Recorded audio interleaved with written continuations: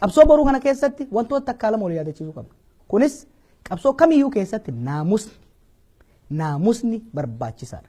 Naamusa hoggaa jennu discipline hoggaa jennu tokkummaadhaan socho'u harka wal qabatanii wal bira osoo hin fiigin socho'u qajeelfama qindeessitootaan kennamu fudhatanii deemu guyyaa boruutiif qabsoon guututti kan nagaa akka ta'u jala sararamee jira. Kana jechuun karaa cufuun hin jiru, dalloo diiguun hin jiru.